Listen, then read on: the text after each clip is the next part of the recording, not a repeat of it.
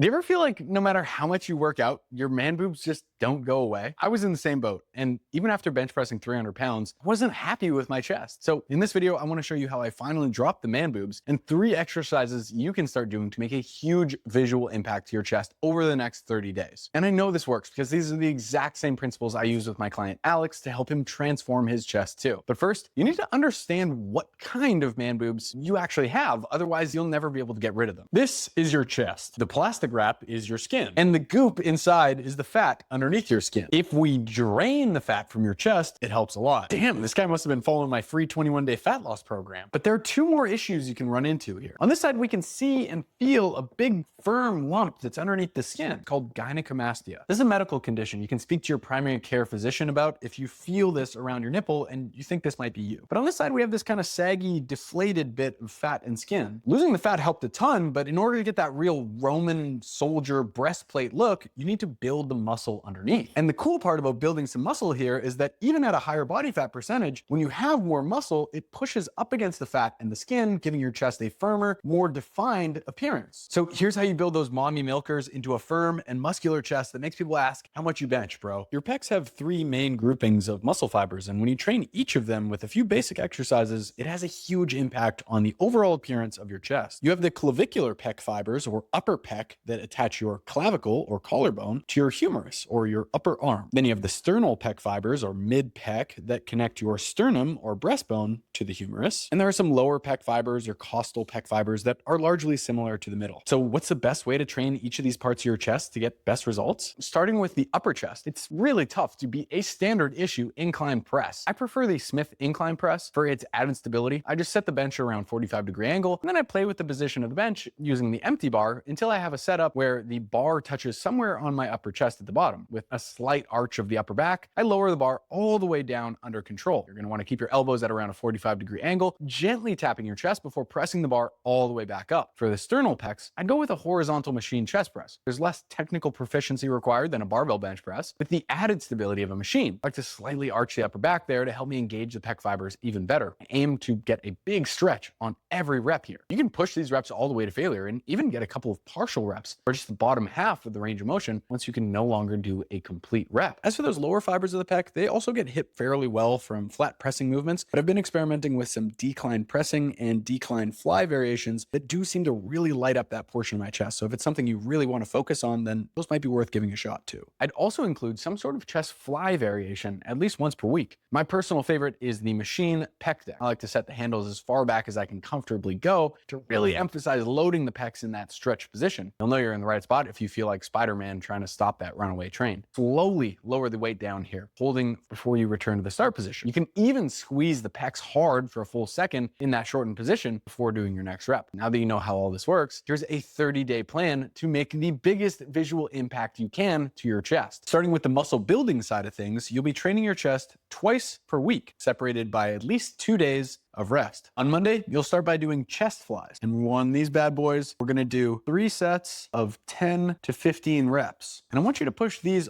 all the way to failure, and maybe even doing a partial rep or 2 beyond failure once you can't do any more good reps. Then you'll move on to Smith incline bench press. Again, we'll do 3 sets of these for 8 to 12 reps, and we're gonna push relatively close to failure, maybe just leaving 1 or 2 reps in the tank. On Thursdays, you're gonna do some machine chest presses. Again, we can do 3 sets of these bad boys. These are great for sets of 8 to 12 reps. We'll do 3 sets of incline dumbbell pressing, which is basically the same movement as the Smith machine, except it adds a little bit of range of motion. Again, we're gonna do 3 sets on this bad boy for something like 10 to 15 reps per set. When you're able to reach the top end of the rep range on each of these exercises, you're gonna add some weight, which will naturally knock you back down to the middle or lower end of the rep range, and then you'll work your way back up, adding reps until you reach the top end again. On the fat loss side of things, I recommend just taking a look at my free 21-day fat loss program to start, but the quick and dirty is that you should be stepping on the scale daily and keeping track of it in a nice tidy spreadsheet or whatever nutrition logging app you use. You'll also want to start logging what you eat every single day. What foods, in what amounts. Eat plenty of fruits and vegetables throughout the day to help you manage your appetite. And whatever you do, do not fucking give up before the 30 days are over. And if you've tried losing fat but nothing ever seems to work, then maybe you're making one of the 3 worst weight loss mistakes I see guys making all the time that kills their progress. So make sure you watch this video next, where I show you how to avoid those mistakes and make fat loss faster and easier than ever before.